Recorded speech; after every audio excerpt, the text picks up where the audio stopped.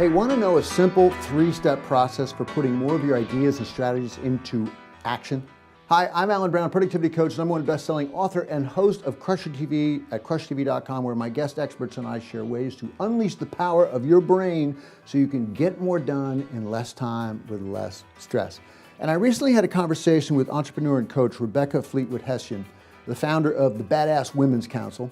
Her approach is deeply grounded in intentionality, being fully engaged in your work. And she shared a really powerful three-step approach to attacking your projects and even things you hate doing that can help you beat procrastination, stay more focused on your work, and just plain get more stuff done. And just to set this up, this is part of Crusher TV episode 105, 3 More Ways to Be at Your Best. This is a sequel to episode 104 called, you guessed it, 3 Ways to Be at Your Best, in which I noted the difference between giving your best and actually being at your best, and where I share the difference between working hard passively and being fully engaged in your work. Also, the simple ritual that ensures you can be at your best all day long, and how having some fun is scientifically proven to keep you at your badass best. You can watch the full episode as a member of Crusher TV at CrusherTV.com, but here is my conversation with Rebecca where she shares her simple 3-step solution to the all too common failure of taking ideas and strategies to full-blown action, and how getting fully engaged is key to the solution.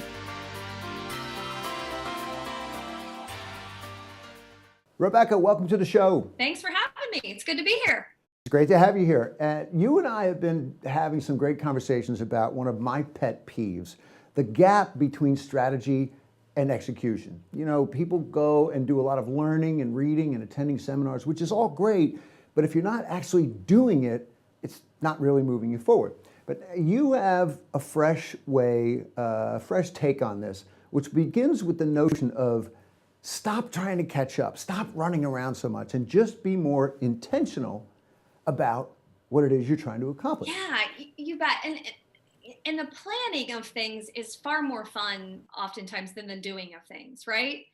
So we either sit around on our own and make plans, or we're in the boardroom or around the table, we're planning, and then we got to do the work, right? And so I say it's the biggest lie we tell ourselves, which is, when I get caught up, I'm gonna fill in the blank. And it's actually science that it's impossible to get caught up. Impossible. So that in and of itself, if that's your barrier, that you believe that when you have to be caught up to accomplish great things, you've set yourself up for failure immediately. And you actually talk about one of the laws of thermodynamics, entropy. Entropy, everything is in a state of breakdown. Everything around us. If you think about it, it's ourselves, we're aging, our email is always filling up, the laundry's always never caught up, your house constantly needs maintenance, the car is always needing something. Everything around us is in a state of breakdown. And so we can't wait for things to be caught up in order to accomplish great things. And this is a truth that too few of us are willing to embrace, which is that when I'm keeping busy, it feels like I'm accomplishing things. And you've got a handy 3-step process to help us get out of this fantasy land thinking. Tell us a bit about this.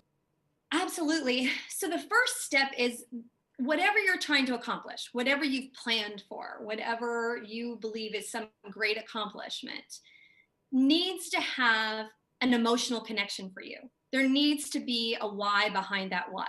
Something that's more than just accomplishing that goal and the thrill of that, but why do I want to accomplish that?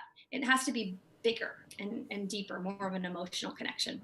Now, there's a question that I bet only a tiny percentage of us bother to ask. What is at stake for me here? How can I get emotional about this? And it reminds me of something Tony Robbins says, that all the pushing in the world can't do what a strong emotional pull can do. So does that ring true in your approach? Yes, absolutely. And in fact, the reason I came to this, there was several sources that were at play, but one of them that I always remember is there was an article in Fast Company magazine in 1999, I think it was, and it was called Change or Die. And it was a study of people who had some sort of cardiac issue. And in fact, if they didn't change their behavior, they would die. And you would think that the facts or the data of that awareness would be enough to incent you to change your behavior. Fear of death, right? But in fact, it wasn't. The difference in those that actually accomplished the change in behaviors that were recommended to them were that they had some sort of love and emotional connection and something they were looking forward to, not something they were trying to prevent or run away from, like fear of death. So if there was I want to be around for my granddaughter's wedding, or I want to, it was that emotional relationship. We're wired for connection. And so it can't just be an isolated, I'm afraid of dying. It has to be, I want to live to do what, and being connected to that. And I'm very familiar with that research, kind of startling. Okay, so let's say that we're able to get more emotionally connected to the work we're about to do, whether it's paying the bills, digging into that big project, or just washing the dishes.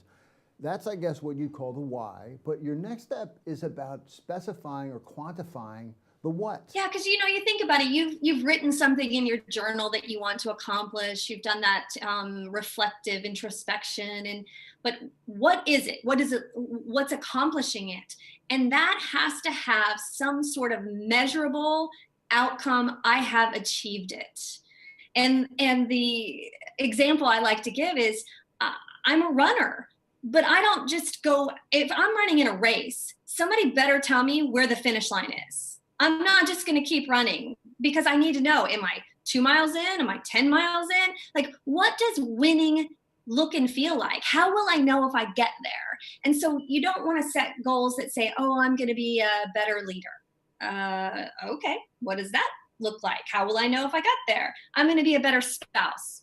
Okay, so what does that look like? So you have to be able to specifically name what winning looks like for that particular goal. And I'm reminded, of course, of SMART goals: specific, measurable, achievable, and so on. But to me, that whole exercise just becomes a job in itself, having to define all the parameters of the SMART.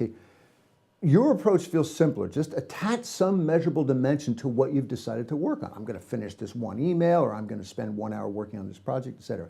So I'm totally getting the power of the emotionality of having that why, and then assigning some quantification to the what. But there's a third step to help us get moving. Tell us what that third step is.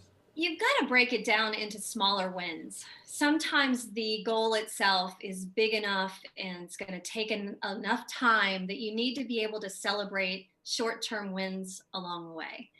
And be able to hold yourself accountable. Or sometimes I'll even share a goal with someone else, one of my tribe members, somebody that I'm close to say, hey, will you ask me about this goal once in a while? Or will you meet with me once in a while and let me share with you my progress?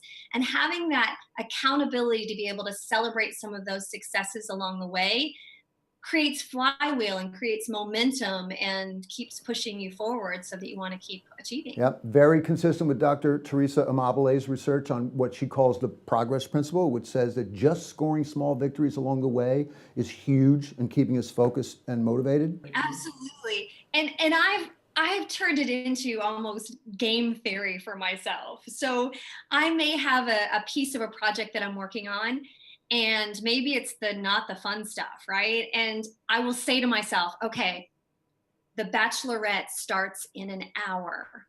If you can put your complete focus on and get this part of the project done in 1 hour, then you can sit down and watch this ridiculous TV show that you love and maybe pour yourself a glass of wine and celebrate. So I even put little pieces of celebration into my own crazy life to say, I'm celebrating that I heads down got an hour's worth of work done on this project.